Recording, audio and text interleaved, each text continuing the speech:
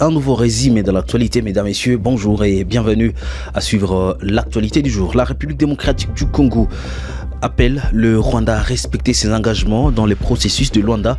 Les propos sont de la ministre des Affaires étrangères qui insiste sur les retraits des troupes rwandaises en République démocratique du Congo. Et puis tout militaire et policier est interdit dans les bars et restaurants dans la ville du Goma. Vous suivrez dans l'actualité du jour le porte-parole militaire du gouverneur de la province du Nord Kivu.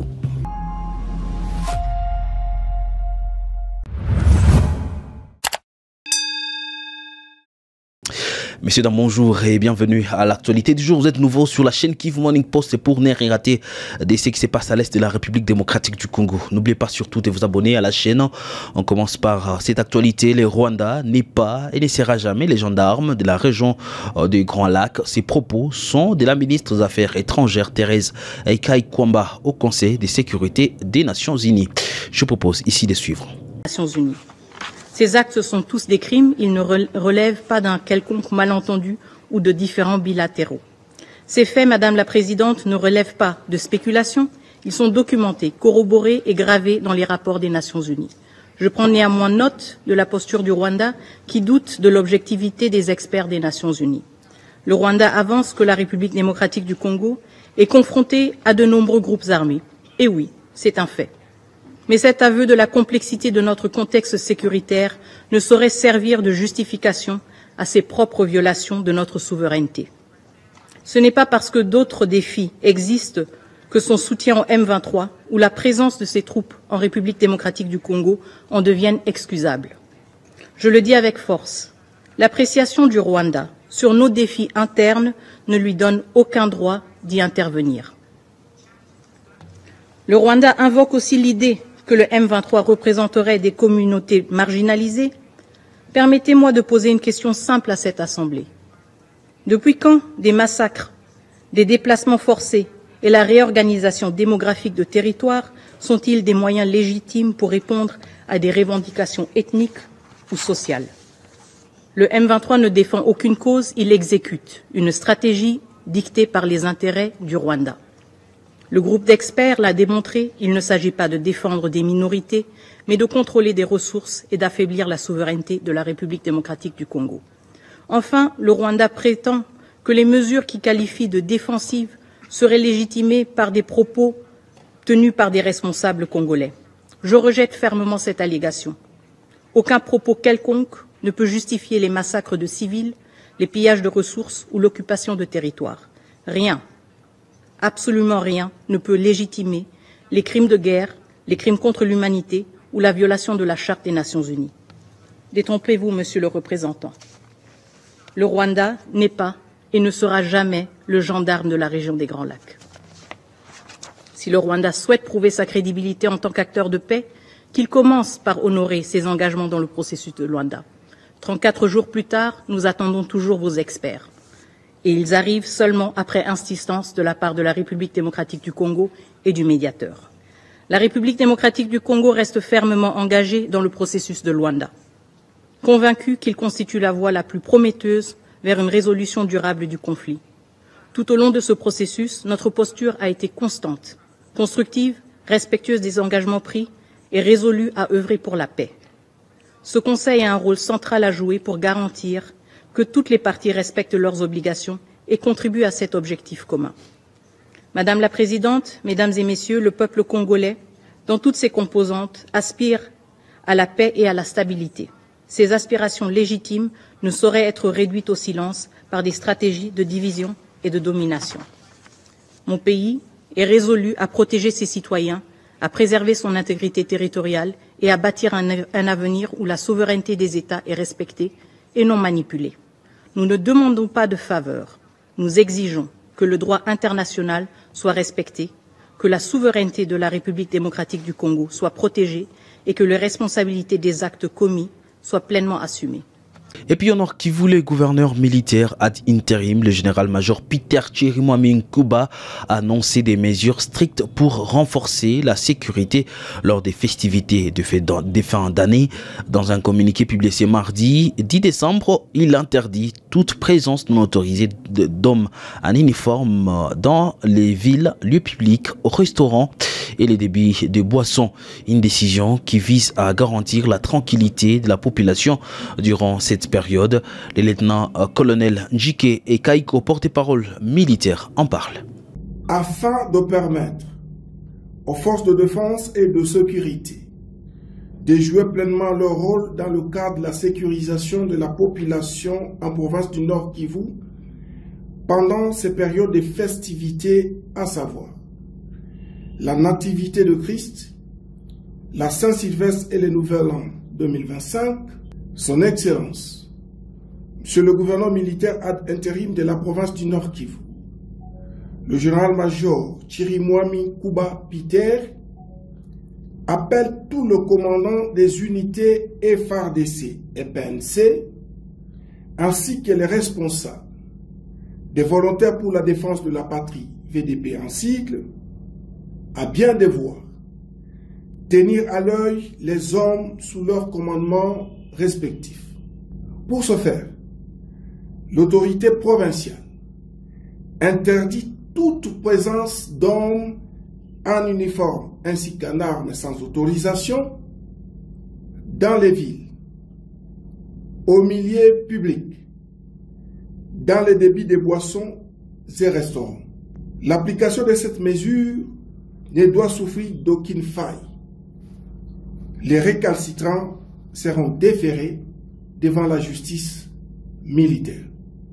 Dans les territoires de Massissi, précisément dans la localité des Kaniro, des bandits armés multiplient les incursions nocturnes, pillant les biens des habitants dans la nuit du 9 au 10 décembre. Des biens de valeur dont des chèvres et des vêtements ont été volés après des tueurs nourris. Face à cette insécurité croissante, la population appelle les autorités militaires et les résistants Wazalendo à intensifier le patrouille pour contrer ces criminels et prévenir toute infiltration des rebelles du 1-23 présents dans les environs, bien que les attaques du 1-23 se soient intensifiées récemment. Un calme relatif prévaut actuellement sur la ligne de front. Gershom Mohamed nous fait le point. Selon une source de la société civile, ces hors-la-loi effectuent des incursions nocturnes dans certains villages de cette localité, apportant les biens des paisibles citoyens qui subissent déjà les menaces du 1-23. Les cas les plus récents ont été enregistrés dans la nuit du lundi 9 à ce mardi 10 décembre.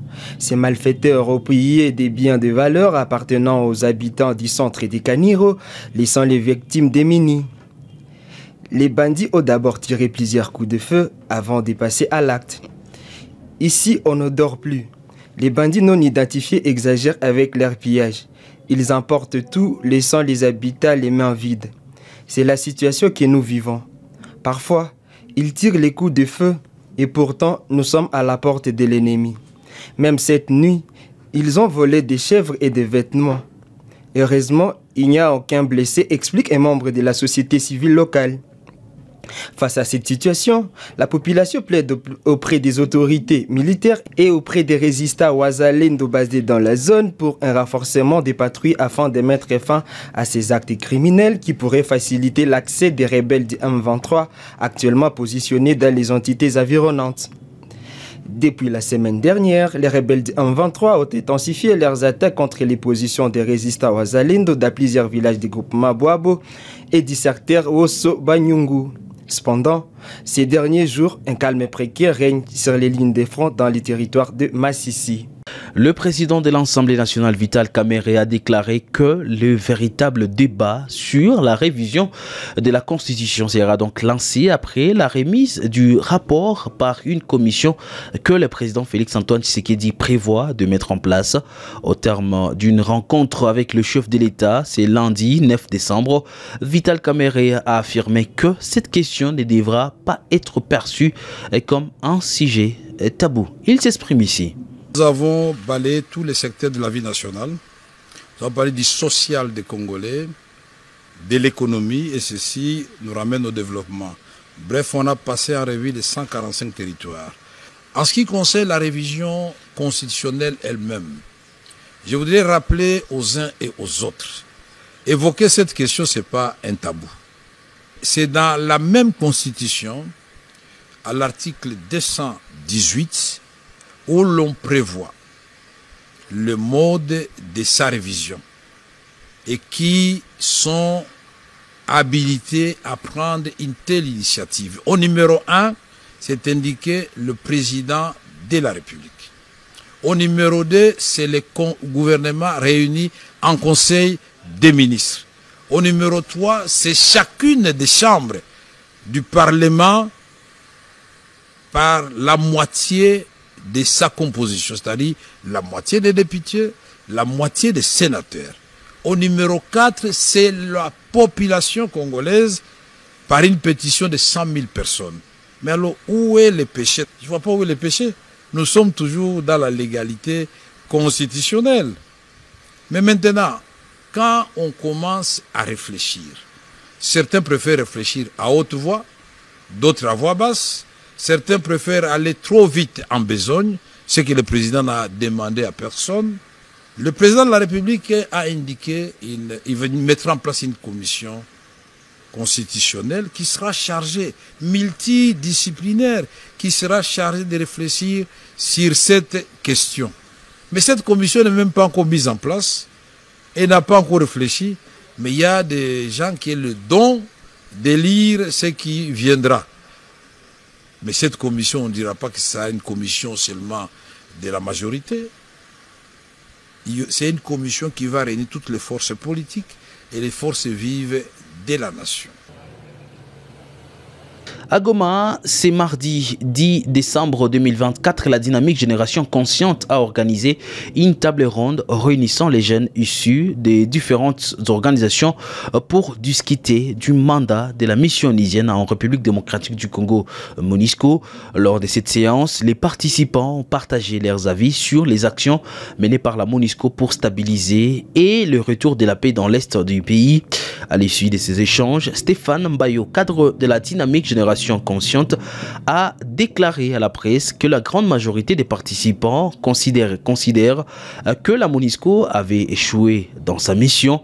Face à cette situation, Stéphane Mbayo a exhorté le gouvernement congolais à prendre des décisions qui reflètent la volonté du peuple et à considérer la présence de la MONUSCO dans les pays. Stéphane Mbayo. Nous sommes une organisation de la société civile. Comme notre nom l'indique, nous sommes la Dynamique Génération Consciente.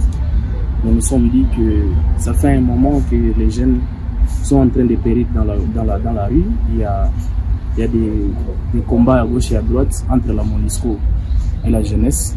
Alors nous nous sommes dit que ce serait peut-être important que nous appelions la jeunesse, enfin une frange de la jeunesse, pour que nous puissions discuter, pour que nous puissions faire un débat citoyen autour de la question de la MONUSCO, son bilan après 25 ans. Voilà pourquoi nous sommes réunis ici aujourd'hui pour parler de ce bilan. Jusque-là, à partir des interventions que j'ai reçues, jusque-là, nous sentons que les gens sont très hostiles par rapport au bilan. Les jeunes estiment que le bilan est largement négatif. Et nous pensons qu'à l'issue de ces débats citoyens, on va dégager des suggestions, des recommandations à partir desquelles nous allons faire des plaidoyers.